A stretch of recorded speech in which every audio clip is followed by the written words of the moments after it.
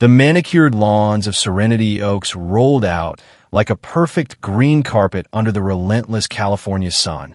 Every blade clipped to the exact 3-inch standard mandated by the Serenity Oaks Homeowners Association bylaws. The welcome sign at the entrance gleamed with fake cheer, a community of harmony and pride. Harmony? Sure. Pride came with a $250 fine if your holiday lights went up one day too early. I, Emma Chun, had bought my modest 2-story home here 2 years ago, thinking the quiet suburb would be the perfect place to focus on my work. What I got instead was a velvet cage run by Queen Karen herself. Karen Whitaker, HOA president, ruled from her McMansion at the end of Maple Lane like a suburban dictator in pearls and pastels. 55, blonde helmet hair sprayed into submission, and a smile that could curdle milk while quoting Section 4.2 of the covenants. Her weekly violation letters arrived like clockwork, always starting with "Dear Concerned Neighbor" and ending with thinly veiled threats about preserving property values for all of us. My first offense? Mailbox color, beige instead of regulation white. Then the Honda left in the driveway overnight. Aesthetics matter. Dear, her email cooed. Next came the porch clutter, my laptop and notebooks left out while I coded. $300. I paid them all without a word. I smiled at the community potlucks, nodded when Karen measured my grass with her little silver ruler in front of the whole block, and never once raised my voice, because I was watching, learning, and building something they could never understand. The board meeting was held in the sterile community center conference room. Fluorescent lights buzzing like angry bees. 12 residents sat around the mahogany table that smelled of lemon polish and desperation. Karen presided at the head, pearls gleaming under the lights. To her right sat her loyal attack dog, Marcus Hale, her nephew, 32, always in a golf shirt, Princeton ring flashing whenever he waved away ideas he didn't like. I placed my 40-page proposal in front of them. StreamGuard Analytics, an AI platform that could predict property value drops before they happened, flag potential violations automatically, optimize maintenance budgets, and even suggest fair rule adjustments based on real data. I'd spent 4 years perfecting the algorithm. Beta tests with 3 major real estate investment firms showed 23% better accuracy than anything on the market. I asked the HOA to commit $800,000 from the reserve fund to pilot it right here in Serenity Oaks. It would save them money, reduce disputes, and, most importantly, make the rules actually fair instead of Karen's personal whims. Emma, sweetie, Karen began, voice syrupy sweet. We so appreciate you taking time away from your little home projects. Let's hear this pitch. I'll walk them through the slides. Market analysis, technical specs, financial projections showing ROI in 18 months. The room stayed silent except for the tapping of Marcus's pen. When I finished, Marcus leaned back, ring catching the light. Data stream what now? We read the summary, all 5 pages of buzzwords and wishful thinking. It's 40 pages, I corrected quietly. The rest is the actual code, market data, and beta results from real firms. Karen smiled that plastic smile. Emma, darling, you're 29. You work from home on your computer. No management experience, no team, no real-world track record. This is a serious board. We can't just throw reserve money at some YouTube-learned coding experiment. I kept my hands folded. The algorithm has already been tested against actual neighborhood data I collected legally. Predictive accuracy is... Marcus cut me off with a laugh. Come on, Emma. This is embarrassing. You're asking us to bet 800 grand on a girl who can't even keep her porch tidy. Stick to paying your fines and following the rules. Get a real job. Entry level if you have to. Learn how communities actually operate before you try to reinvent them. Karen nodded, folding her hands like a benevolent aunt. Marcus is right. Dear, you need credibility first. Real experience. Managing budgets. Making hard decisions. Coding in your spare bedroom isn't that. I'm sorry, but the board votes no. The gavel came down. Motion denied. I gather my papers slowly. The rejection letter already printed and slid across the table. Thank you for your time, I said, voice steady. As I walked out into the bright afternoon, Karen's voice floated after me through the open door. And please trim that hedge. Emma. It started to look creative. The other board members chuckled. I didn't cry. I drove my 7-year-old Honda straight to the nearest coffee shop, ordered a black coffee I could barely afford, and opened my laptop. My savings sat at $3,800. Rent was $2,200. 2 months before I'd be forced to find that entry-level job they loved preaching about. But what they didn't know, what no one in Serenity Oaks knew, was that StreamGuard Analytics had already been incorporated 6 months earlier. I'd secured $200,000 in angel funding from a Silicon Valley firm that specialized in PropTech. 3 hedge funds were already beta testing the platform, reporting accuracy rates that made their analysts weep with joy. I had a 12-person remote team, contracts in the works, and revenue projections that would make Karen's precious reserve fund look like pocket change. I hadn't told them because I wanted to see if they'd support the idea on merit. If the queen of the HOA and her court would believe in a quiet Asian American woman working from home instead of demanding credentials. Their answer was crystal clear. I spent the next 2 hours answering investor emails, reviewing code commits, and finalizing a new beta contract. By 4:47 p.m., my phone rang, my mother checking in from across town. How was the meeting? Sweetheart.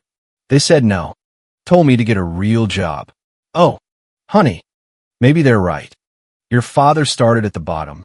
Dad started with a trust fund. Mom. I hung up gently and went back to work. Because tomorrow, the real game began. The next morning, the first new violation notice appeared in my mailbox, typed on official HOA letterhead. Of course. Overgrown hedge, section 3.1.1. Please remedy within 7 days or face daily fines. The hedge was exactly the same height it had been yesterday. Karen was sending a message. I paid the fine online without comment. I smiled at the mailman. I waved to the retired couple across the street who now looked at me with pity after the board meeting gossip spread like wildfire. Poor Emma, they whispered at the community mailboxes. Still playing on her laptop instead of getting a real career. I kept my head down. Every morning I woke at 5, coded until noon, handled investor calls, then stepped outside to mow the lawn, exactly to regulation, while secretly collecting more neighborhood data for the algorithm. StreamGuard was growing.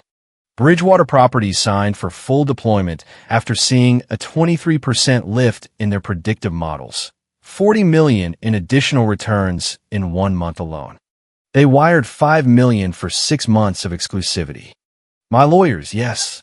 I had lawyers, drafted the contract while I sat in the same coffee shop, sipping the same black coffee. I didn't tell a soul in Serenity Oaks. At the monthly neighborhood potluck, mandatory community bonding, according to Karen, I stood in line for potato salad while she held court. We must look out for our less fortunate residents, she announced, voice carrying across the folding tables. Like dear Emma here. She's been struggling with creative endeavors. Let's all encourage her to find stable employment. The HOA is here to help everyone succeed. Marcus raised his plastic cup. Absolutely. Entry-level positions build character. Emma, you should apply at the Home Depot Garden Center. They're always hiring.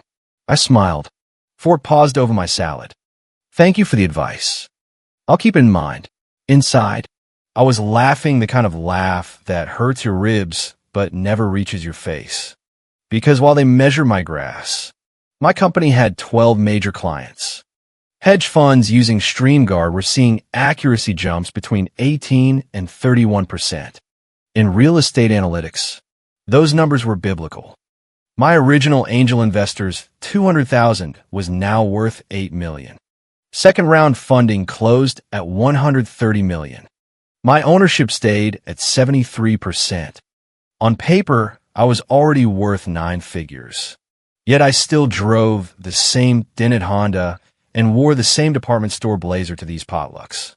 I wanted to see how long it would take them to notice. 14 months. It turned out. During that time, the harassment escalated in deliciously petty ways. Karen sent a certified letter demanding I remove my unsightly solar panels, installed legally after city approval, because they disrupted the aesthetic harmony. Another fine for my American flag being 1 inch too wide on the pole. The monthly newsletter ran a passive-aggressive column titled Upholding Standards, a reminder for certain residents. Everyone knew who certain meant. At the Labor Day block party, Karen cornered me by the grill. "Emma, darling, we're all so worried. You're 29 now. Still no real job. Still driving that old car. Have you considered community college? Something practical." Marcus chimed in, mouth full of burger. "Yeah, stick to entry level. Eminencia. Companies like the ones in your little proposal want elite credentials. Google vets. Not basement coders." I nodded politely. "You're right. I should be realistic about my experience level." That night, I approved StreamGuard's IPO filing. The financials were bulletproof. Client base exploding. Growth trajectory insane. Opening bell was set for 3 weeks later. I told no one. The night before the IPO, I attended the mandatory HOA welcome back to fall dinner at the community center. White tablecloths. Wine that cost more than my monthly mortgage payment. Karen sat at the head table like royalty. "Emma, we've been talking," she said as appetizers arrived. "We're concerned about your future. You've been underemployed for over a year now. Living off savings. Doing odd computer things. It's not healthy. We want to help. There's a career counselor we recommend. Very compassionate with young adults who've lost direction." Marcus leaned in. "Seriously? What do you do all day? Freelance? That doesn't count. You need to aim lower. Administrative work. Junior roles. Things appropriate for your resume." I took a slow sip of water. I could have told them. I could have dropped the Bloomberg alert already queued on my phone. Instead, I said, "You're right. I've been thinking about making some big changes." Karen beamed. "That's the mature attitude we love to see. I'll tell you all about it tomorrow," I added, "after the market opens." Marcus frowned. "What does the stock market have to do with your career counseling?" "You'll see." I woke at 5 a.m., slipped into the custom navy suit I'd ordered months ago, and took a car service to Times Square. The NASDAQ building buzzed with cameras and analysts.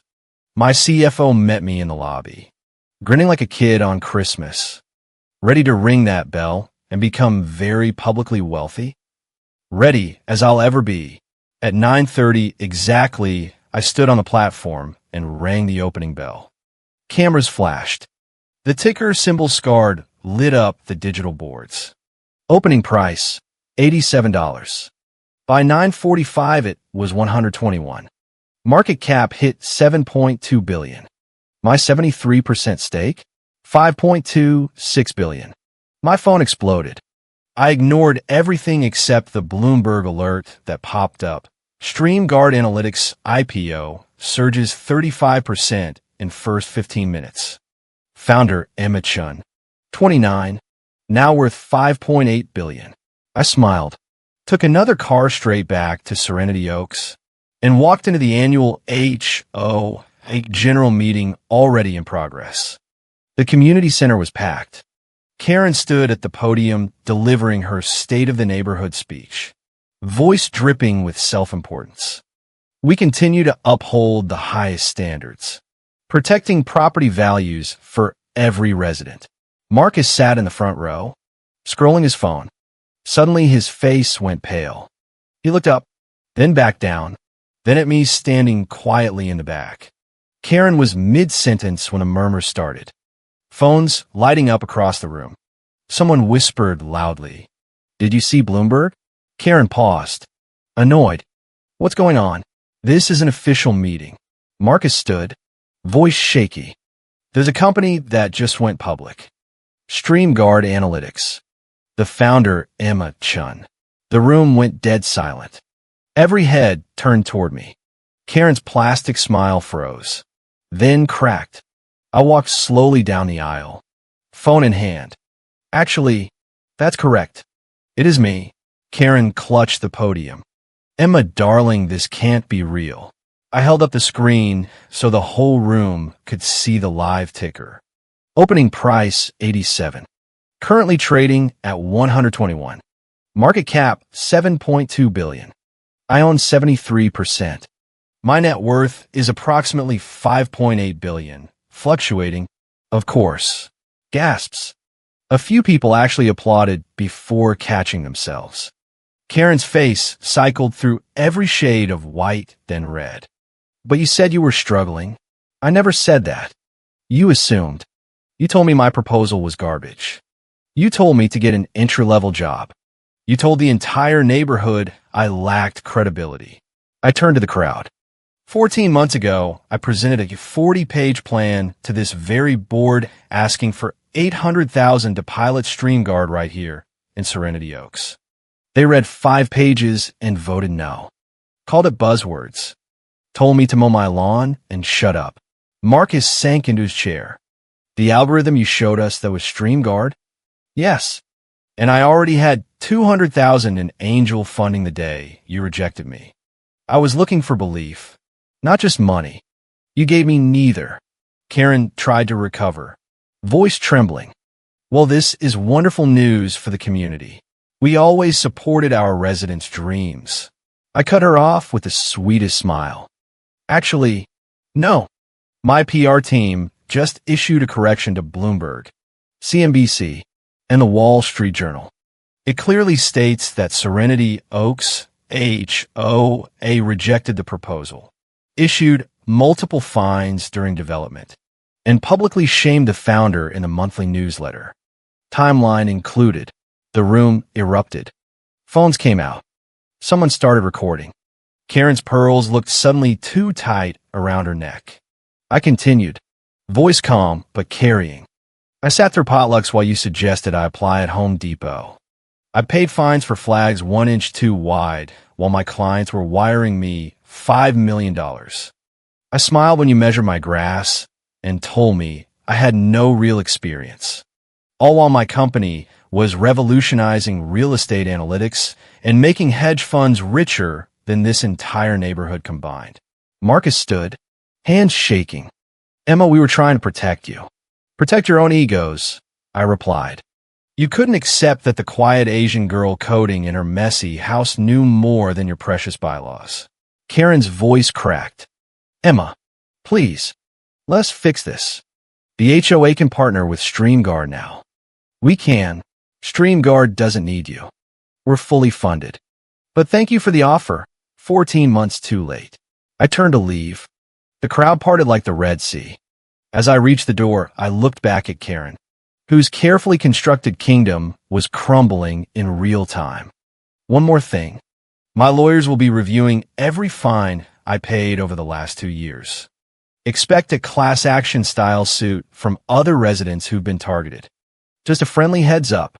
The door closed behind me on absolute chaos. By evening, the story was everywhere. StreamGuard IPO and HOA Karen trended nationally. Think pieces poured out. Family. HOA rejects daughter's billion-dollar idea, then tries to take credit. My correction statement ran verbatim on every major outlet. Serenity Oaks' reputation took a torpedo. Several high-profile homeowners quietly listed their houses. The local news van parked outside Karen's McMansion by 6 p.m. I sat in my still modest living room. Same old couch. Same old Honda in the driveway. And watched the circus unfold on my laptop. My phone buzzed nonstop. Investors congratulating. Reporters begging for interviews. And then, at 8:30, a knock on my door. Karen stood on my porch. Pearls ask you. Makeup slightly smeared. clutching a bottle of expensive wine, like a peace offering. "Emma, may I come in?" I stepped aside. She entered, eyes darting around the simple space as if expecting gold-plated toilets. "I don't know what to say." "You don't need to say anything. I already know." She sank onto the couch. "We made a terrible mistake. I made a terrible mistake. If we'd known what you were building, you would have invested the second Bloomberg published my net worth. That's the problem. You only believe in success after the world validates it. When I needed belief, you gave me violation notices." Her hands trembled. "The board were voting tomorrow. I'm stepping down as president. I think it's best. Wise choice. The petition circulating already has 200 signatures." She looked up, eyes wet. "Emma, you're our neighbor, our community. Surely we can still be part of this somehow." "Advice. Connections. I have advisors. Very good ones. The same ones who helped me ring the NASDAQ bell while you were measuring my hedge." Marcus appeared in the doorway behind her. He must have been waiting in the car. "Ingami saw Saudi. The things I said at those potlucks. Calling your ideas jokes. Telling you to aim lower, I was a condescending asshole. You're my neighbor. I should have listened." I met his eyes. "You were honest about what you thought of me. I appreciate the honesty. It made the revenge taste sweeter." Kara tried one last time. "At least let us issue a statement supporting you now." "The HOA can. My PR team already handled it. The narrative is locked." HOA Karen laughed at the proposal. "Find the founder for 14 months.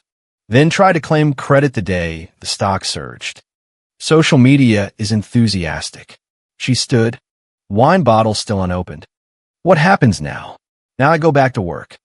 Board meetings, investor calls, congressional testimony on data privacy next week. Real experience." They left.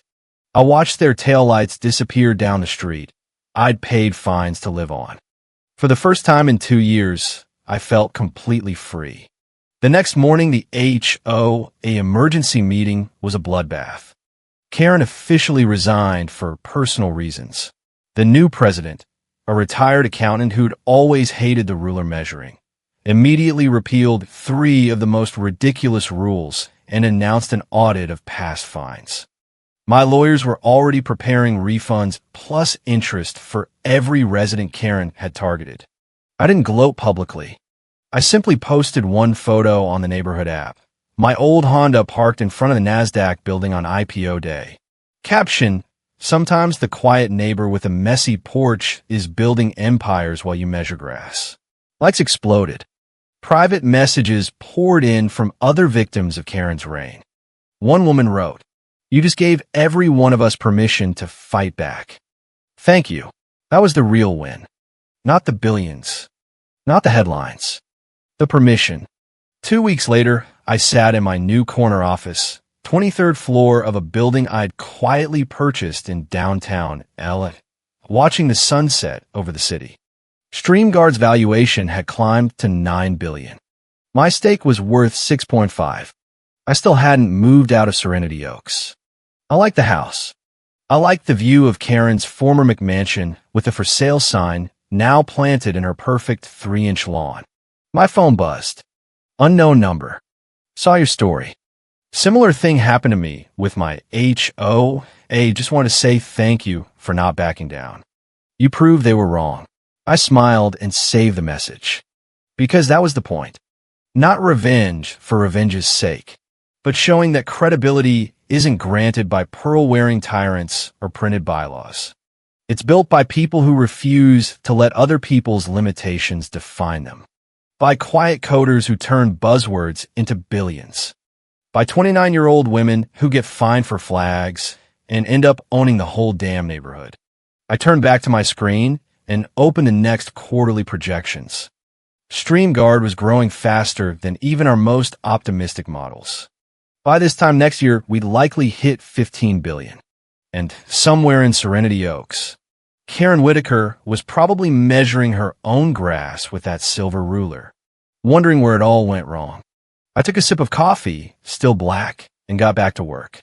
The final chapter of Karen's reign came on a crisp Tuesday morning 3 months later. The new HOA board had voted unanimously to dissolve the old fine structure and adopt StreamGuard's AI enforcement system. Ironic, considering they once called it garbage.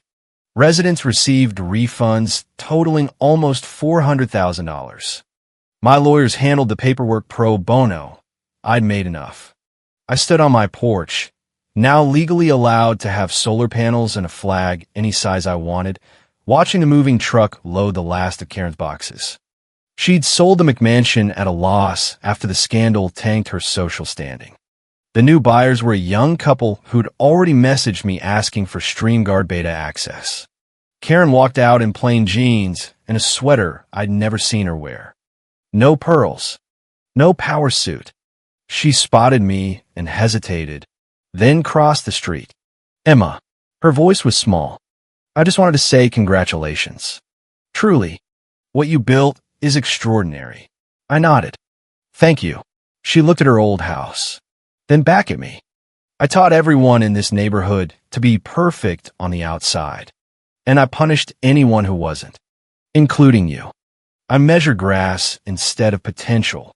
I'll carry that regret for the rest of my life. For the first time, I saw something real in her eyes, not the calculated politeness, but actual shame. You can't undo it, I said gently, but you can learn from it. Maybe the next community you join won't need rulers and violation letters. She gave a watery smile. I'm moving to Arizona. Smaller HOA or maybe none at all. Good luck. She turned to leave, then paused.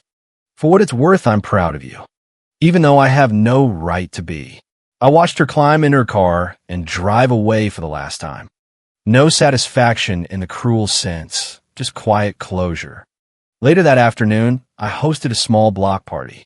No mandatory attendance. No fines for wrong potato salad. Just neighbors laughing, kids running, and my old Honda parked proudly in the driveway. Someone brought a banner that read, "Thank you, Emma. Our neighborhood just got upgraded." Marcus showed up with a six-pack and an apology gift, a new flagpole any size you want. We shook hands. He even asked for a job, entry-level at StreamGuard. I told him I'd think about it.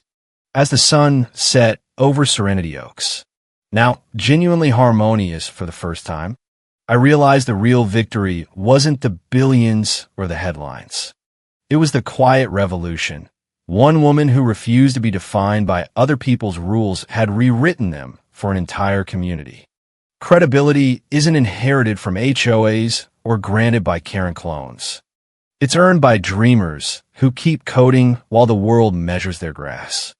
By 29-year-olds who get rejected, fined, and mocked, and build empires anyway. I raised my glass to the neighbors who finally saw me. To new rules, I said. They cheered. And somewhere in Arizona, I hope Karen was learning to measure something more important than grass.